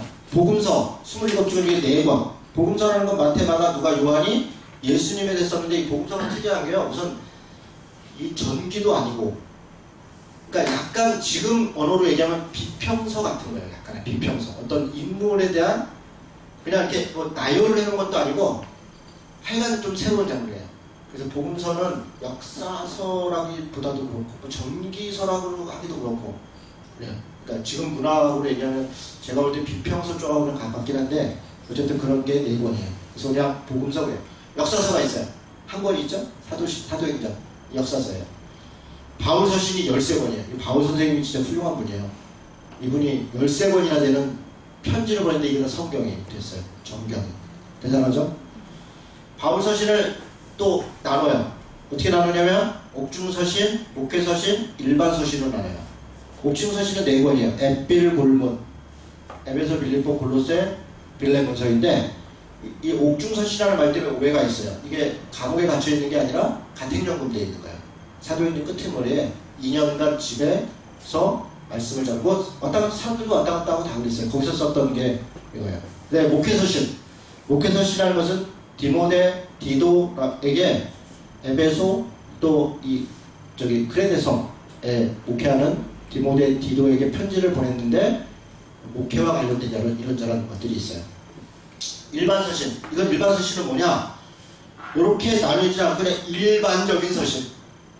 아무나 읽어도 되는 거. 로마서, 고린도전서, 고린도 갈라디아서, 데살로니가 전서 이런 거예요. 이런 걸 일반 서신이라고 해요. 13권. 그리고 공동 서신이 있어요. 바울 서신이 아니고 공동 서신이 바울이 안 썼는데 약간 일반 서신처럼 누구나 읽어도 된다. 히브리서, 야고보서, 베드로전서, 요한 1, 2, 3서, 유다서. 이걸 공동 서신이라고 해요. 그러니까 편지가 보세요. 몇 개예요? 13권, 8권, 21권이 편지예요. 편지. 27권 중에 21권. 그리고 예언서가 하나 있죠. 묵시서 혹은 예언서 그래요. 요한계시록. 됐죠? 이렇게 구분이 됩니다. 이건 아주 뭐 기초적인 얘기죠. 유대인의 성경 분류. 이건 그냥 이거는 뭐 외울 일도 거의 없고 그냥 이런 게 있나 보다. 유대인은 세 종류로 나눠요. 첫째, 토라. 똑같죠? 아까 느비임이라는 말이 있어요. 느비, 나비, 이게 예언자라는 말인데 선지자, 예언자, 이게 나비라는 말이에요. 그러니까 느비임 그러면 예언서, 선지자가 쓴 글 이런 말이에요. 느비임. 전기 느비임이 있고 후기 느비임이 있어요. 여호수아, 사사기, 여기 보세요. 여호수아는 우리 아까는 역사서로 봤잖아요. 여기는 예언서, 선지서로 봐요. 여호수아, 사사기, 사무엘상, 열왕기사가, 후기, 이사야, 예레미야, 예스겔 12선지서. 이게 하나로 되어 있는 거예요. 약간 하나. 케투빔. 여기 사무엘서, 열왕기서 되어 있잖아요. 우리 성경은 열왕기 상하, 사무엘 상하 이렇게 되잖아요. 그런 거 없어요. 우리가 그냥 구분해 놓은 거예요. 여러분 또 참고로 말씀드리면 성경 장절 이거 처음부터 있었던 게 아니에요. 이거는 12세기 인쇄업자들이 써놓은 거예요. 구분하기 좋게. 그래서 졸다가 해가지고 잘못해놓은 데들이 있어요. 넘어갔어요. 그래서 동그라미에서 동그라미까지가 원래 동그라미에서 동그라미까지가 한 단락이에요. 성경 읽다 보면 이렇게 동그라미가 있어요. 앞에. 그게 원래 이야기의 단락이에요. 케투비 성문서. 이걸 성문서라고 해요. 성문서라는 건 뭐예요? 손으로 쓴 거. 성문법, 불문법 그러잖아요. 손으로 쓴 거 성문서. 시가서, 욥기, 시편, 잠언 5두루마리가 있어요. 아가서, 룻기, 에가서, 에스더, 전서. 5개가 같은 두루마리가 있어요. 역사서. 여기 재밌는 게 다니엘서가 역사서예요. 그러면 다니엘서가 역사서인 거는 다니엘서를 공부해보면 알아요. 그건 완전 역사 얘기예요. 역사 얘기. 그거는 이 바벨론부터 해서 바벨론, 헬라, 페르시아, 로마까지 그 역사를 거기 기록하고 있어요. 에스라 역대서 뭐 이런 정도예요. 이 열왕기서를 예언서로 놓고 역대서를 역사서로 놓은 거는 정확히 유대인적이에요. 왜냐하면 열왕기서는 쉽게 얘기하면 야사고 역대서는 정사예요. 그러니까 여기는 북이스라엘에 대한 얘기 거의 없어요. 거의 없어요. 남유다 정통 왕국에 대한 얘기예요. 딱 유대인들은 이것만을 역사로 봐요. 나머지는 다 그냥 야사로 보는 거예요. 참고서.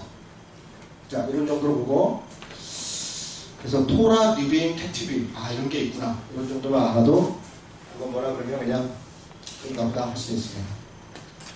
성경 목록가가 있는데 넘어가겠습니다. 우리 어렸을 때 이걸로 배웠죠. 창세기, 출애굽기, 레위기.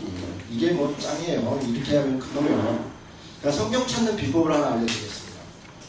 이 찬송가 빼놓고 성경을 가운데를 딱 피면 어디가 나와요? 시편이에요. 시편.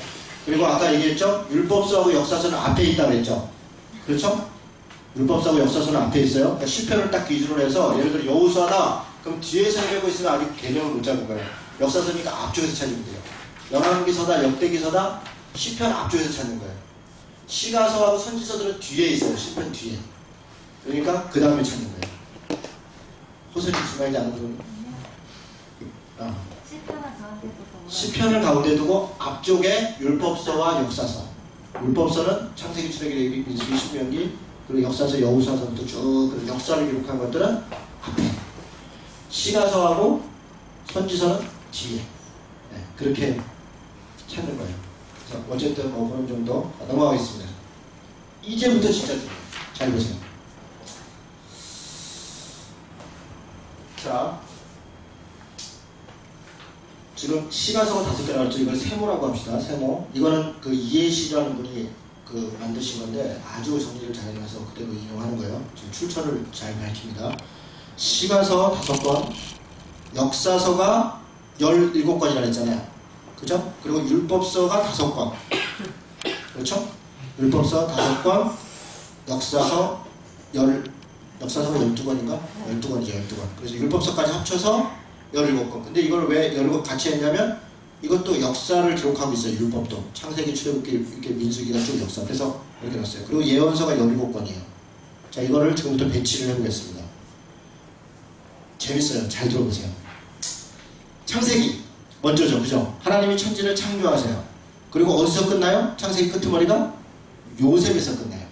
창세기 1장에서 11장까지는 원역사라 그래요. 그 뒷페이지에 보면 기록해놨어요. 여러분 그 강의 안에 있어요. 뒤쪽에 오면 그걸 비교해서 보세요. 역사 있는데 1장에서 11장까지는 하나님이 천지를 창조했는데 타락했는데 그래서 를 줬고 뭐 쫓아내고 민족 분산하고 노아 홍순하고 이런 얘기들이 있어요. 기간이 얼마냐? 몰라요. 이게 몇 년이냐? 근데 이걸 6,000년이다. 지금부터 이 아무 생각 없는 사람들이에요. 그래서 지금부터 6,000년이나 하나님이 창조했다. 그러니까 이게 날을 잡고, 그래서 인류의 역사, 지구의 역사는 6,000년이다 이렇게 생각하는 소위 창조과학회 이런 데서 주장하는 분들이 있는데 아무 생각 개념이 없는 얘기예요. 정말 이 기간을 그렇게 하루를 1,000년 뭐 그렇게 문자적으로 보면 안 되는 거예요. 굉장히 긴 기간이에요. 창조하시고 이 기간은 몰라요. 근데 아마 지구 역사를 보면 45억 년 우주 육생하니까 아마 그 정도 걸린 것 같아요. 인류 역사는 10,000년 이렇게 잡아요. 최소 10,000년 전. 그러니까 아마 그렇게 잡는 것 같아요. 자, 어쨌든 그런 얘기하면 또 세월 가니까. 그리고 11장 끄트머리서부터 아브라함을 딱 택하세요. 그러면서 뭘 하냐면 이스라엘이라고 하는 하나님의 나라를 세워요. 아브라함이라는 사람을 딱 택해서. 그게 이스라엘 족장사예요. 아브라함 다음 누구예요? 이삭. 그 다음에 야곱. 그 다음에 요셉. 그래서 한 나라를 세우는 과정을 써는 게 창세기예요. 창세기. 그래서 요셉이 이집트에서 끝나요. 자세한 얘기는 또 창세기 할 때 하겠습니다. 두 번째. 그래서 400년 정도, 약 450년, 어떤 데는 430년, 어떤 데는 400년, 430년으로 보통 가요. 이집트에서 430년간 노예가 됐어요. 요셉이 죽은 이후에 뭐 바로 노예가 된 게 아니라 하여간 역사적 그 부침이 있었겠죠. 그 민족에 대한 뭐 싸움도 있었고, 그러다가 400여 년 지났을 때는 이 민족이 거의 뭐 노예가 돼 있었고, 바로는 파라오잖아요. 파라오, 이집트의 파라오가 죽여라. 애 나면, 장자 나면 날강에 죽여라. 그럴 정도로 굉장히 위협적인 민족이 됐어요. 숫자적으로도 그렇고 세력으로도 그렇고. 그러니까 정치적 위협을 느껴서 죽이라고 해요. 그러니까 하나님이 모세를 택하셔서, 모세라는 말이 사실은 이집트 왕가의 이름이에요.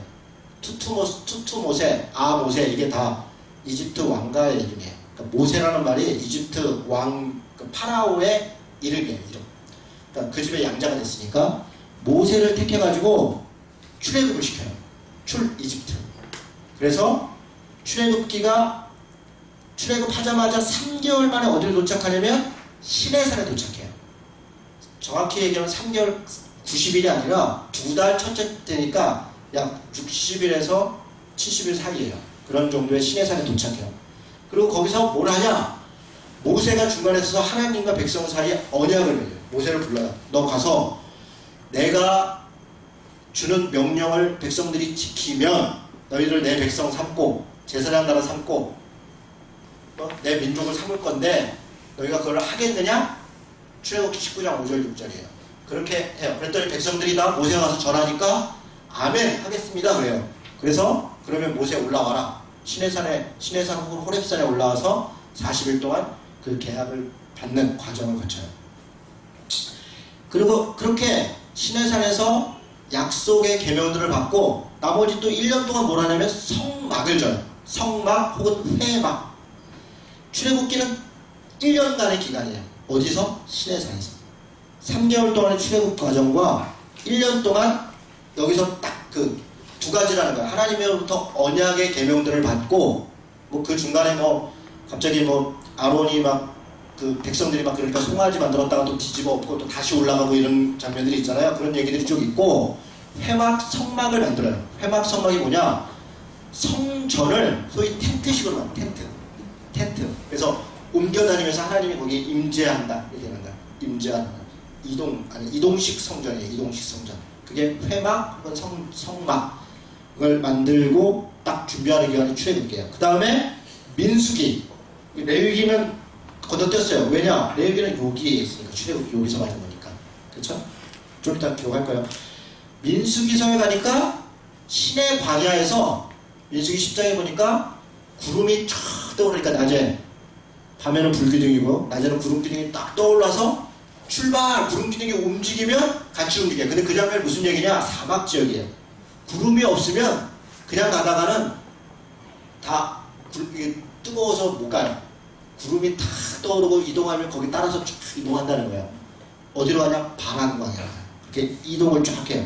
민수기에서 쭉 이동하다가 14장에 와서 가데스바냐라고 하는 지역에 딱 도착을 해요. 가데스바냐. 그게 가나안의 맨 밑에 지역이에요. 경계 지역이에요.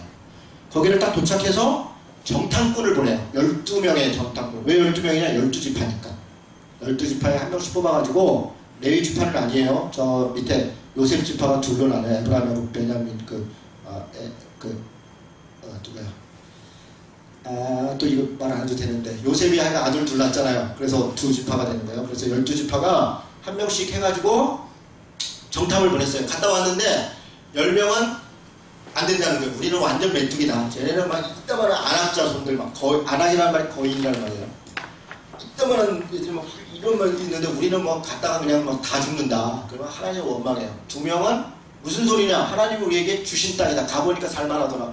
광야에서 이게 뭐야 거의 몇 개월 동안 움직였는데 며칠 길 왔는데 광야에서 살 데가 못 되는 거예요. 이거 땅 이거 정착해 산다는데 우리는 무조건 가자. 그런데 백성들이 10명의 정탐꾼 말을 듣고 모세를 죽이려고 해요. 하나님께서 뒤로 돌아 다시 훈련. 니네는 안 되겠다. 이집트로 돌려보낼 수는 없고 훈련 좀 해야겠다. 하나님이 주신 말씀으로 사는 훈련을 해요. 그래서 민수기가 38년 6개월 동안 여기를 삥삥삥 돌면서 훈련을 받아요. 민수기라는 말이 빼미빠르라는 말이에요. 광야에서 뭐 했어요? 훈련했다는 말이에요. 훈련했다. 그래서 40년이 지나서 민수기 끄트머리가 어디서 끝나냐? 모압 평야에서 끝나요. 모압 평야. 모압 평야가 어디냐? 모압이라고 하는 나라가 있어요. 어디 있냐? 요단강이 있고 그 동쪽에 있어요. 위에는 암몬이고 밑에는 모압이에요. 이 모압 평야로 얘네들이 와요. 모세가. 왔을 때 어떤 일이 벌어졌냐? 딱 와보니까 40년 동안 처음에 출애굽한 사람들은 다 죽었어요. 첫 세대. 20세 이상의 사람들은 다 죽었어요. 그 밑에 사람들과 새로 태어난 사람들만이 거기에 왔어요. 그러고서 거기 딱 와가지고 여기서 이제 여기 끄트머리에서 신명기가 요 위에 있어요. 여기서 신명기는 장소를 이동한 게 아니에요. 뭐 하냐? 새로운 사람들한테 모세가 율법을 재해석해요. 설명해줘요. 신자가 되풀이할 신자예요. 명령자고.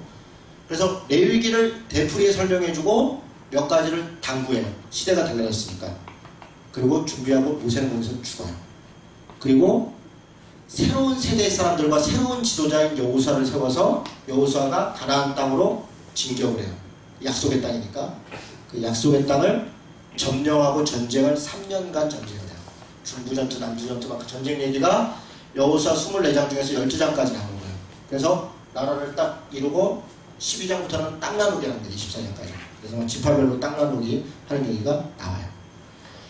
계속합니다. 그 다음에 사사기. 그렇게 해서 나라를 세웠는데 여호수아가 죽은 후에 이렇게 나와요. 사사기 첫 스타트가. 왜냐? 여호수아가 죽고 그 장로들이 죽은 다음에 하나님을 잃어버렸더라. 그러면서 이들이 타락시대로 가요. 하나님께서 사사들을 보내요. 사사라는 말이 무슨 말이에요?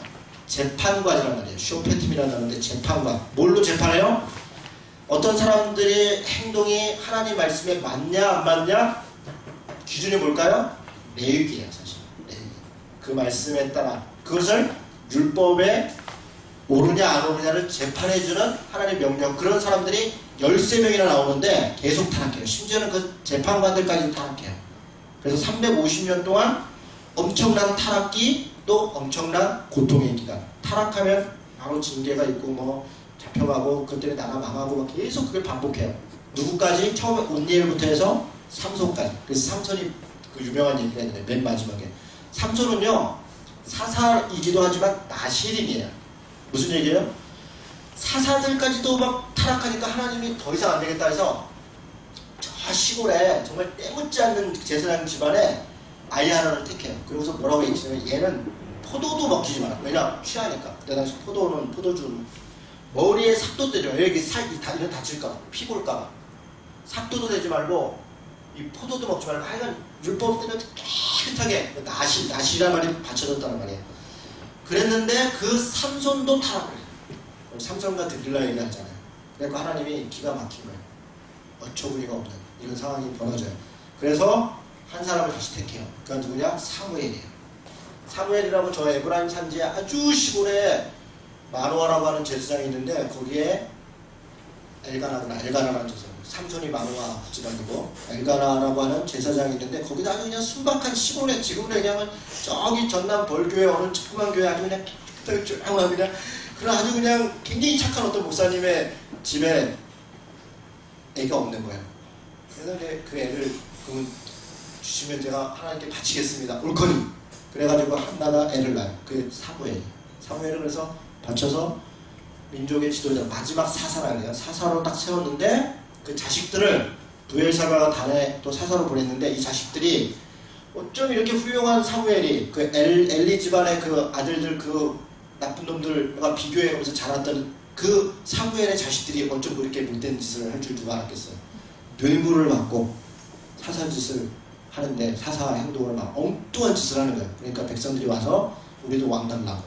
그래서 왕을 세워요. 왕. 이 열왕기서죠. 첫 번째 왕이 누구예요? 이 사무엘서에 나오는 왕이 사울. 실패 여차저차했어요. 그 다음에 다윗이 통일왕국을 이루어요. 첫 번째 이 사사시대의 이 혼란스러운 통일왕국이 뭐냐면 이 사사시대의 주 원인이 뭐냐면 지파별로 다 나눠져 있었던 거예요. 지파별로 나눠서 중앙집권적 권한이 없는 거예요. 그러니까 각자가 자기 소견대로 행했어요. 사사시대가. 그래서 타락하게 되는 거예요. 다윗 시대에 그걸 다 통합시켜요. 그리고 중앙 성소를 만들어요. 그게 이제 성전을 만드는 중앙 예루살렘에 언약궤를 갖다 놓고 중앙 성소를 만들고 하나님을 제대로 섬기는 게 시작되는 거예요. 그게 다윗 집안의 그 솔로몬 때 이제 왕 세우고 그러니까 성전 만들고 하는 거죠. 그렇게 사울, 다윗, 솔로몬까지 갔는데 문제는 솔로몬 때 완전히 망가져요. 솔로몬이 지혜의 왕이긴 한데요. 너무 지혜로워서 그런가 온갖 외교수를 다 부려요. 거기 그 천첩이 1000명이라는데 그런 사람들이 이분이 남봉꾼이라는 게 아니라 다 외교적으로 심지어는 파라오 이집트의 딸과도 결혼을 하고 시돈 애도 다 근데 그들이 들어올 때 그들이 신을 가지고 들어와요. 신. 그래서 예루살렘에 온통 한 명 결혼할 때마다 하나 산당을 하나씩 만들어줘요. 신전. 그래서 예루살렘이 온통 다 신전 바닥이 돼요. 심지어는 솔로몬이 자기 자녀를 몰래에게 바쳤다 이런 표현이 있어요. 몰래기 뭐냐면 자녀를 불에 태워서 드리는 제사예요. 그럴 정도로 타락해요. 솔로몬의 타락은 이루 말할 수 있어요. 그래서 어떻게 돼요? 나라가 나뉘어져요. 그 아들이 로보암, 위에 에브라임 지파의 여로보암이라고 그들이 이제 솔로몬 때 제가 이 얘기를 자세히 하지만 간단하게 얘기하면 성전 짓는데 7년 걸렸고요. 자기 왕궁을 짓는데 13년이 걸려요. 총 20년. 근데 그것만 그런 게 아니라 각종 성을 만져요. 솔로몬이 40년 통치했는데 40년 내내 온갖 이 토건을 일으켜요. 토건 공사. 그래서 나라가 엄청나게 부강해요. 지금 비슷해요. 아니면 GNP 엄청나게 올라가는데 비니핑 부익부가 엄청난 거예요. 그 엄청난 토건 공사를 다 전 국민이 노예화되는 거예요. 동원된 그 인원만 어떨 때는 15만 명이더라 이런 식이니까 그렇게 막 동원돼서 만리장성 같은 데 가면 끔찍하잖아요. 그 사람 우리야 볼 때 좋지만 3대가 그거 짓다가 다 죽었다는 거 아니에요. 그런 끔찍한 아주 철통 같은 왕이었어요. 그래서 사람들이 이제 왕이 바뀔 때 우리가 너무 고생인데 나라를 세울 만큼 세웠으니까 이제는 조금 편하게 좀 갑시다 이렇게 했는데 르호보암이 뭔 얘기야. 우리도 더 해먹어야지. 토건을 일으키면 해먹을 게 많거든요. 권력이 생기고 막 있거든요. 르호보암이 채찍을 했으면 우리는 정갈로 하고 더 위대한 나라를 이랬다가 그 10개 지파가 더 이상 안 되겠다 그러고 나라를 가야 하나님 그걸 허락하세요. 그런 방.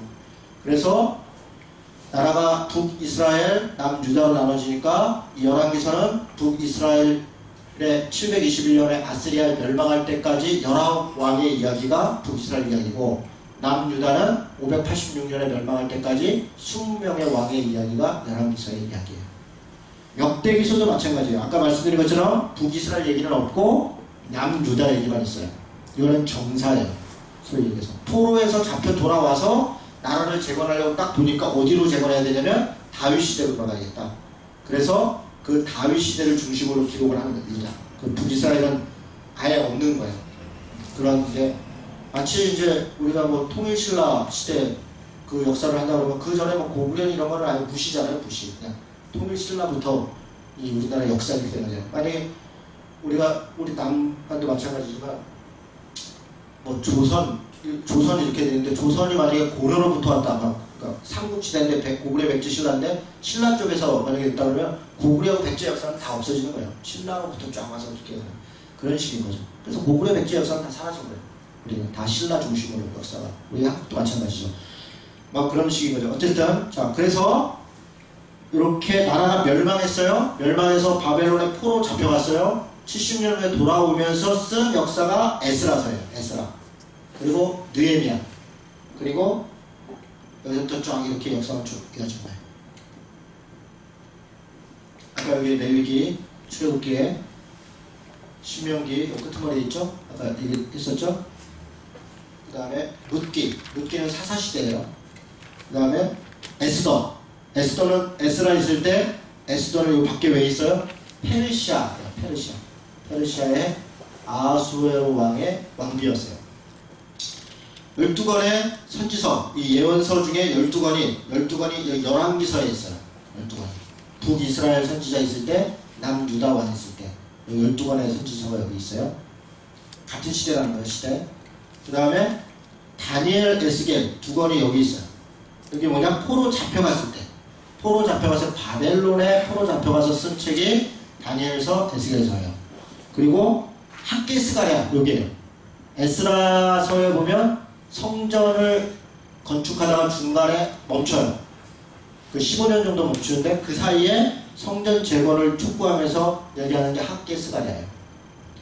그 다음에 말라기, 니에미야 13장 끄트머리에 말라기하고 역사가 같아요. 여기에요. 그리고 시가서, 욥기는 아브라함 시대예요. 아브라함 시대. 그 다음에 시편, 여기 왜 사무엘서에 왜 시편이 있을까요? 대개의 시편이 누구 거예요? 다윗 거예요. 다윗. 전도자만 아가서가 왜 열왕기서에 있어요? 솔로몬. 네. 그래서 전도자만 아가서예요. 됐죠? 여기까지 이해가 됐죠? 중요한 얘기가 있는데 조금만 더 하자. 5분 정도. 이거 안 나가도 돼요.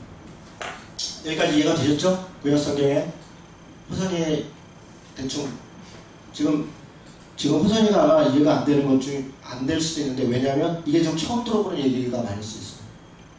그래서 다시 한번 이렇게 보고 나중에 몇 번 계속 내가 반복할 테니까 그때는 알겠네요. 그리고 성경을 이제 사실은 1독이라도 해야 이게 무슨 말인지 알아요.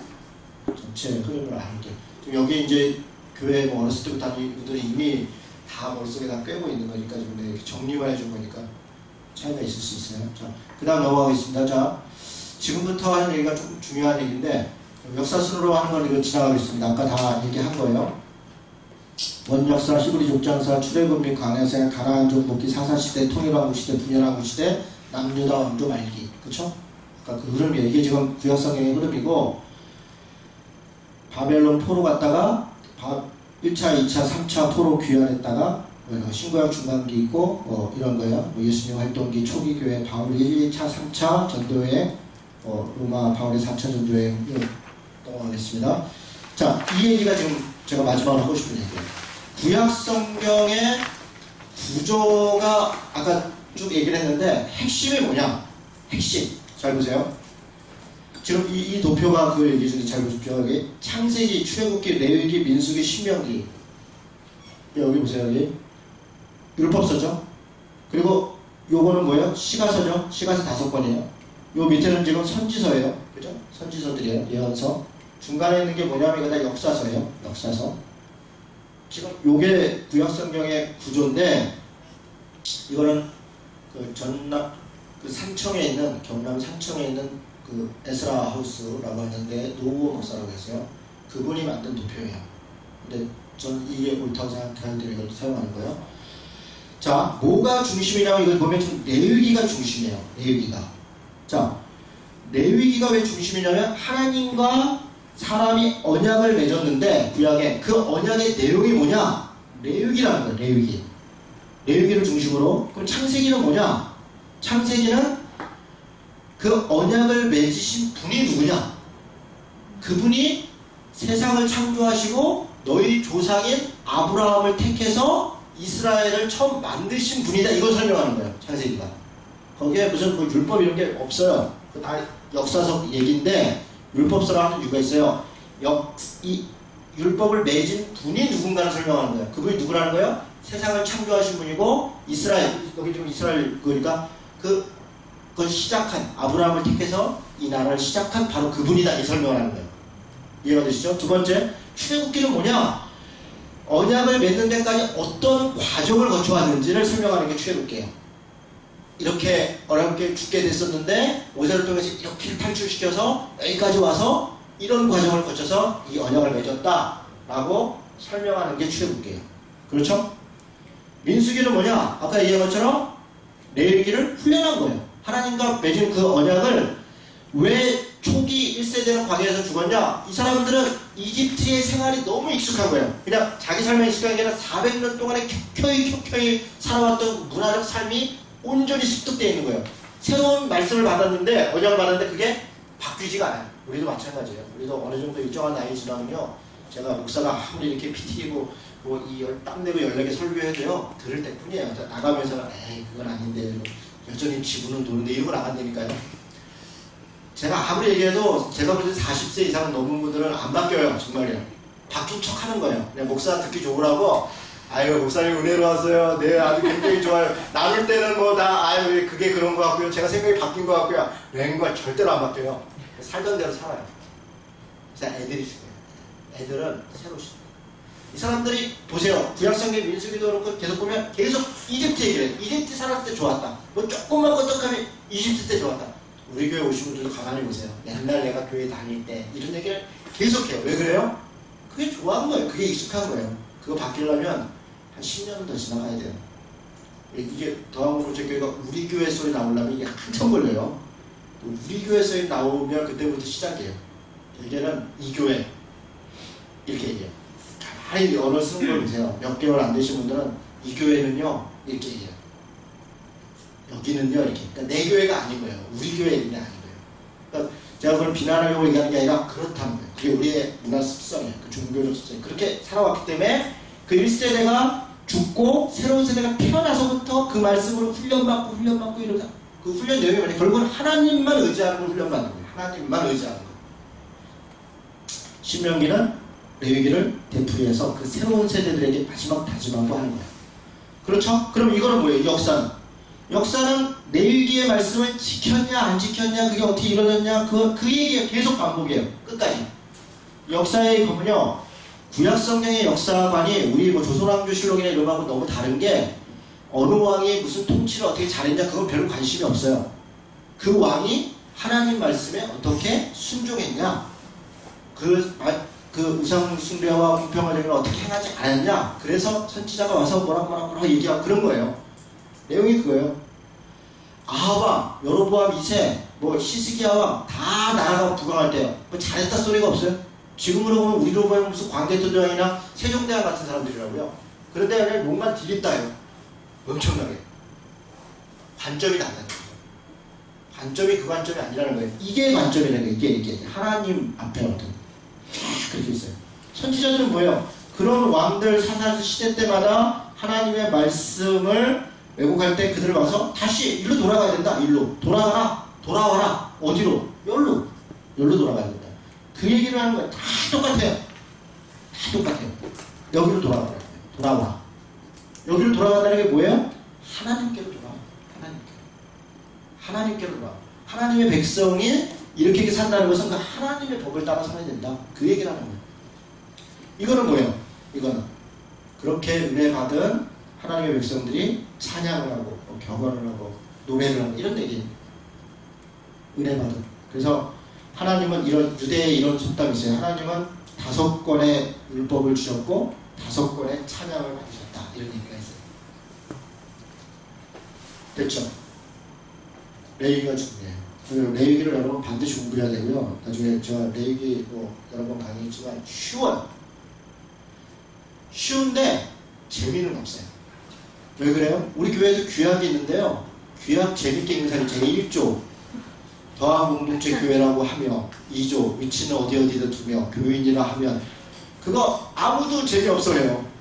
그런데 무슨 일만 하면 그게 제일 중요해요. 규약에 뭐라고 되어 있어? 제가 사고 치면요 교양부터 들여다봐요. 여러분이 저 대투치라고 교양의 목사가 무슨 일이고 탄핵을 이거 몇 년까지 이게 그게 법이에요. 교회에 무슨 일이 생기고 뭐 상을 주던 또 뭐 징계를 하는 그게 규정이에요. 가장 중요하죠. 가장 중요하죠. 내비가 가장 중요해요.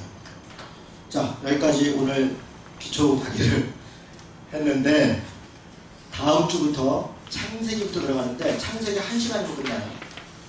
굉장히 재밌어요. 별로 복잡할 게 없어요, 사실은. 그리고 여러분이 제가 강의한 걸 딱 들으면 창세기 읽으면 무슨 내용인지 뻔히 알아요. 모를 게 한 개도 없어요. 그건 아마 경험하게 되실 거예요. 다음 주부터 계속 공부하시면 되고요. 질문!